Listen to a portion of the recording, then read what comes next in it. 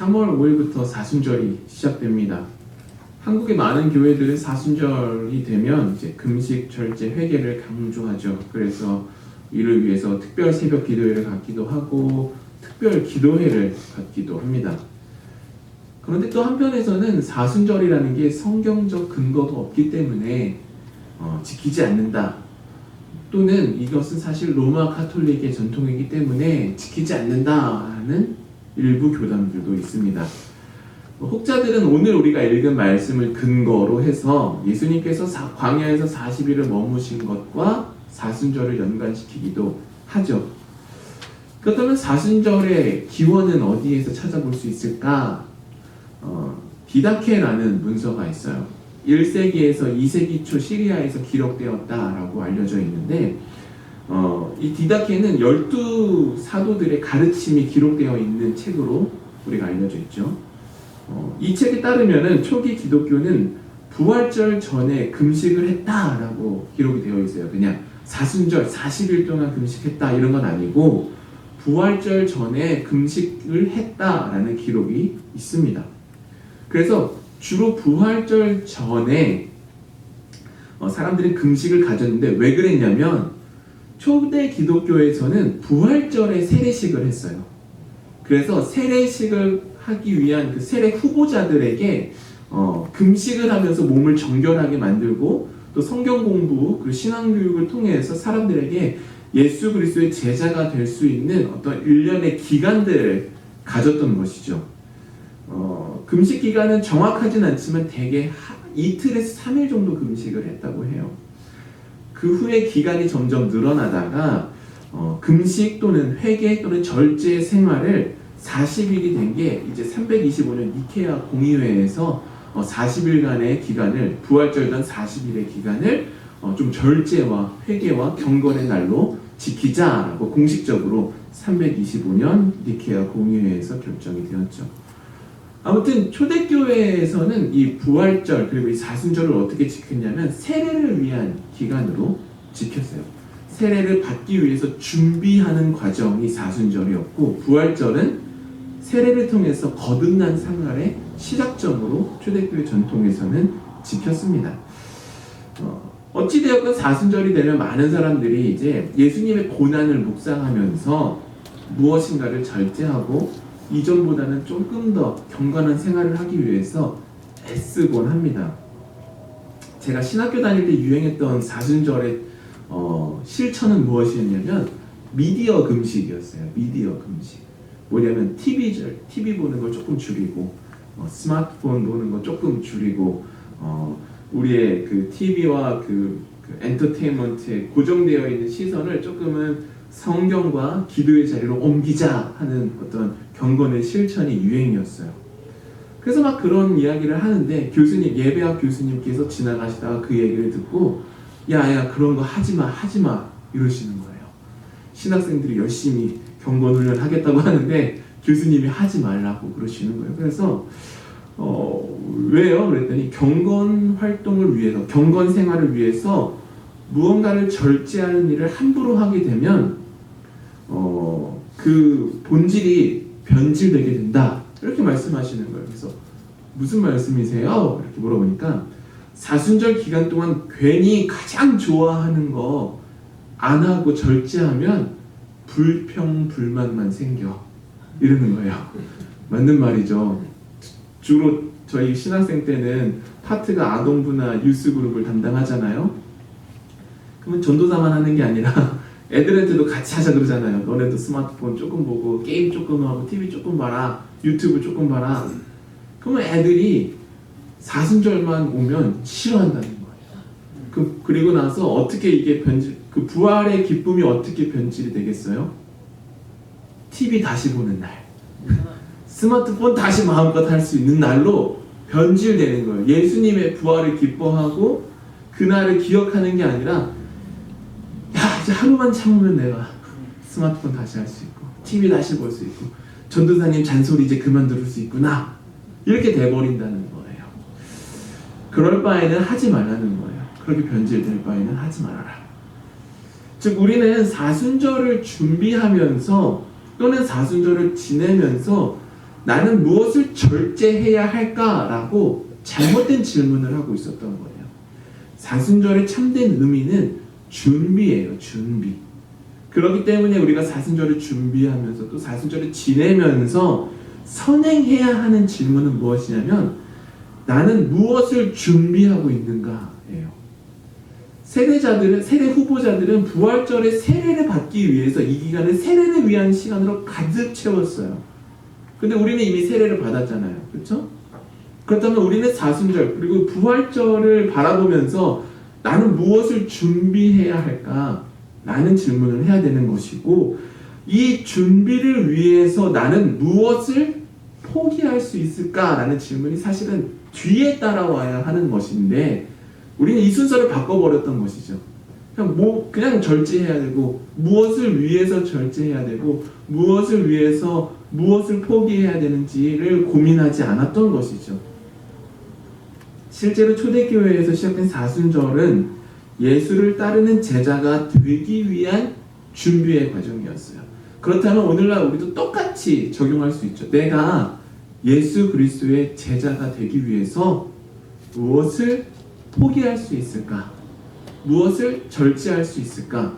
그렇다면 부활절이 끝난 이후에도 이 경건의 실천이 지속되어야 하는 거예요. 사실은 사순절 끝났으니까 다시 이전으로 돌아가야지. 이게는 잘못된 사순절의 전통이죠. 그렇기 때문에 함부로 아무거나 결정하는 게 아니라 내가 작년보다 올해 더 경건한 삶을 살기 위해서 어떻게 변화될 수 있을까? 부활절에 내가 변화되었다면 이것을 어떻게 지속할 수 있을까? 이렇게 하면서 날마다 조금 더 예수 그리스도의 제자로서 경건한 삶을 쌓아 올라가야 하는 것인데 많은 사람들은 사순절이 끝나면 다시 리셋을 해버려요. 다시 원래로 돌아가고 다시 과거로 돌아가 버리고 이것이 아니라 경건한 삶을 지속하기 위해서 나는 무엇을 포기할 수 있고 무엇을 절제할 수 있는지 그 질문으로 사순절을 채우시기를 바랍니다. 오늘 본문은 예수님께서 세례를 받으시고 그 이후에 본격적인 사역에 앞서서 40일간의 준비 기간을 갖는 장면이에요. 모든 고난과 시험은 하나님의 사역을 위한 준비 과정이라고 볼 수 없지요. 그러나 대부분의 시험과 고난을 통해서 우리는 하나님의 일에 준비가 됩니다. 따라서 우리가 사순절에 우리가 절제하고 경건한 삶을 사는 것은 아까도 말씀드렸다시피 변하기 위해서예요. 내 삶을 바꾸기 위해서. 단순히 사순절이 지나고 부활절이 맞이했다고 끝나는 게 아니라 이제는 더 하나님의 뜻에 합당한 삶을 살아가야 합니다. 예수님께서는 광야에서 어떤 시험을 받으셨고 어떤 준비를 하셨을까? 저는 예수님의 이 세 가지 시험을 각각 능력, 특권, 그리고 목적이라는 키워드로 한번 나눠보려고 해요. 예수님께서는 성경을 보니까 40일 동안 광야에서 금식하셨다라고 되어 있어요. 그리고 성경은 예수님께서 배고픔을 느끼셨다라고 기록을 하죠. 그때 시험하는 자가 와서는 먼저 뭐라고 말하냐면 이 돌들을 바꾸어서 떡이 되게 해라 라고 말을 해요. 단순히 배고픈 사람에게 돌을 떡으로 만들라고 말하는 게 아니라 내가 하나님의 아들이거든 이라고 지칭을 해요. 하나님의 아들이라면 그 능력을 활용하라 라고 말을 하는 것이죠. 즉 그 능력을 사용해서 너의 불편함을 제거하고 너의 편의를 찾으라 라는 유혹이에요. 하나님의 방법이나 하나님의 뜻을 구하는 것보다 더 빠르게 해결하는 것은 스스로 그 필요를 채우면 돼 라는 논리가 이 유혹 안에 담겨 있죠. 사실 우리도 이런 논리를 가지고 있어요. 이 문제는 내가 지금 해결해야지. 하나님에게 기도할 시간 없어. 하나님의 뜻을 구할 시간 없어. 또는 내 능력으로 성공해야 하는 게 인생이야 라는 식의 우리가 논리를, 생각을 가지고 있어요.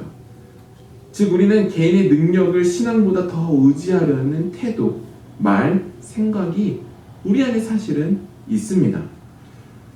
그런데 이게 개인적 차원에서 있으면 괜찮지만 이게 사회적 차원으로까지 사실은 많이 번져 있어요. 사회적으로 확장되면 이 논리가 어떻게 확장되냐면 네가 알아서 살아남아야지, 네 힘이 없는 걸 탓해야지 라고 바뀌어요. 약한 사람들은 신경 쓰면 안 돼. 그 사람들은 능력이 없을 뿐이야. 네 능력으로 네가 성공해야 돼 라는 식의 사고방식이 형성되고 그 결과 아주 이기적인 경쟁사회가 만들어지게 되는 거죠. 사실 오늘날 우리 사회에 이런 생각이 팽배해 있어요. 약한 사람은 다 이유가 있는 거야. 노력하지 않아서 그런 거야. 그 사람의 복잡한 삶의 맥락을 우리는 무시한 채 그렇게 이야기하는 사람들 너무나도 많이 봤습니다. 그러나 예수님께서는 이 유혹을 하나님의 말씀으로 응답하시죠. 사람이 떡으로만 살 것이 아니요 하나님의 입으로 나오는 말씀으로 살 것이다. 단순히 금욕과 말씀을 의지하는 가르침으로 볼 수 있지만요, 이 말씀은 더 깊은 의미를 사실 갖고 있는 거예요. 인간은 자기 능력으로만 살아가는 존재가 아니라 하나님의 뜻 안에서 살아가는 존재이며 그 하나님의 뜻은 무엇이에요? 하나님을 사랑하고 의지하고 따르며 이웃을 사랑하고 돌보는 삶이죠. 이 시대 많은 사람들이 자신의 필요를 그리고 자신의 능력을 의지하는 사람들이 많습니다. 자신의 필요를 채우는 것을 인생의 목표로 살아가는 사람들이 많습니다. 그러나 하나님의 뜻은 나라는 작은 틀에서 벗어나 서로를 돌보고 사랑을 실천하는 것임을 기억하시길 바랍니다. 두 번째 시험은 예수님을 성전 꼭대기에 세우고서는 이렇게 얘기해요. 네가 하나님의 아들이거든 뛰어내려라. 말씀을 보니 하나님의 사자들이 너를 받들 것이다 라는 말씀이 있어요. 그러니까 해봐라. 이 유혹은 특권에 대한 유혹이에요. 네가 하나님의 아들이면 뛰어내려. 그러면 네가 하나님의 아들이니까 그 갖는 특권 때문에 천사들이 와서 너를 지켜줄 거야 라는 거죠. 너의 특권을 사용해서 네가 원하는 것을 얻으라는 거예요. 이를 우리에게 적용하면 이렇게 될 수 있죠. 우리의 신앙을 통해 하나님의 도우심이 반드시 따를 것이야 라는 우리 신앙의 어떤 태도에 대한 경종이 되죠. 많은 사람들이 신앙을 특권이라고 생각을 해요. 그러면서 나에게 유리한 방식으로 사용할 때가 너무나도 많이 있어요. 나는 기도했으니까 하나님이 응답하셔요. 내가 교회에 열심히 헌신했으니까 하나님이 이것에 헌신한 만큼 복을 주셔야 해 라고. 또는 영화 밀양에서 등장하듯 범죄자가 자신 하나님의 사랑을 받는 사람이니까 너에게 용서를 구할 필요 없어. 난 이미 용서받았어 라는 식의 어떤 기본적인 사회의 도덕과 윤리를 무시하면서 자신이 마치 어떤 특권을 가진 것인 양 표현할 때가 너무나도 많죠. 그러나 신앙은 내가 원하는 대로 하나님의 능력과 보호를 끌어다 사용하는 주문이 아닙니다. 예수님께서는 이 시험에 대해서 주 너의 하나님을 시험하지 말라라고 응답하시죠. 하나님을 시험하지 말라는 것은 하나님을 나의 이익을 위해 조종하려 하지 말라는 뜻이에요. 사실 많은 그리스도인들이 신앙을 개인의 신변을 위한 특권으로 생각하기 시작하면 교회도 변질되기 시작해요. 그런 태도가 이 시대에 보이는 아주 독선적이고 배타적인 기독교의 모습으로 나타나죠. 기독교인이라는 이유로 사람들이 자기는 법 위에 있는 사람인 것처럼 행동하는 사람들도 있어요. 그러나 이는 기독교라는 이유로 특권을 가져야 한다는 유혹에 패배한 사람들이에요. 예수님은 자신의 특권을 내려놓으셨죠. 오히려 낮아지고 섬기는 모습을 보여주시면서 나를 따르거든 너의 십자가를 지고 나처럼 살아야 한다 말씀하셨어요. 그러나 오늘날 많은 기독교인들은 신앙을 특권처럼, 기독교인인 게 특권을 가진 것처럼 이 유혹에 패배해서 살아갑니다. 사랑하는 여러분, 교회도 우리도 신앙을 특권으로 여기고자 하는 유혹을 이겨내고 겸손한 섬김의 자세로 세상의 작은 빛이 되어야 함을 기억하시길 바랍니다. 세 번째 시험은 높은 산으로 올라가서 내게 엎드려 경배하면 천하 만국과 영광을 주겠다는 유혹이었어요. 이 시험은 삶의 목적과 이 삶의 목적에 대한 유혹과 시험이에요. 무엇을 위해 사냐는 거예요? 너의 삶의 목적이 성공이라면 나에게 절해라. 그러면 다 주겠다라는 거죠. 마귀의 시험은 내가 얻고자 하는 것을 얻는 게 중요하지 너는 무엇을 위해 살고 있냐? 라고 물어보고 있는 거죠. 그런데 여기에 빠져있는 중요한 요소는 무엇이냐면 어떤 방식으로 그 목적을 이룰 것인가 라는 거예요. 예수님은 뭐라고 말씀하시냐면 주 너의 하나님께 경배하고 그를 섬기라 이렇게 말씀하세요. 즉 우리 삶의 진정한 목적은 성공 그 자체에 있는 것이 아니라 하나님을 경배하고 섬기는 데 있습니다. 이는 우리의 삶에도 중요한 방향을 하나 제시해 줍니다. 삶을 살아가는데 꼭 필요한 것들이 있죠. 돈, 성공, 목표 이런 것들은요 사실 삶에서 가장 필수적인 요소들이에요. 그런데 이것들을 이루는 과정이 과연 하나님을 영화롭게 하는가? 우리는 물어봐야 한다는 것이죠. 세상에 그리스도인들 중에 성공한 그리스도인들 많죠. 그런데 간혹 부정한 방법으로 성공한 그리스도인들도 분명히 있어요. 불법적인 행동, 불법을 이용해서 편법을 이용해서 남을 상하게 하면서 자기가 성공해서 하나님께 영광을 올려드린다고 하는 기독교인들이 있습니다. 그러나 그 사람들이 아무리 하나님께 영광을 올린다고 해도 사실 그 성공은 하나님은 물론 세상도 외면하는 공허한 메시지이고 간증이 될 뿐입니다. 예수님께서는 성공해야 된다. 인생의 목표는 성공이야. 많은 것을 가져야 해. 라는 유혹 앞에서 하나님을 섬기고 경배하는 것이 우선이다. 말씀하셨습니다. 그러기에 우리는 우리 삶의 목적에 대해서 다시 한번 생각해 봐야겠습니다. 세 가지의 시험을 말씀드렸어요. 내 능력을 의지하고자 하는 유혹, 내가 가진 신앙을 특권인 것처럼 주장하고자 하는 유혹, 삶의 목적을 왜곡하고자 하는 유혹. 이 세 가지 유혹은 날마다 우리 삶 앞에 놓여져 있습니다.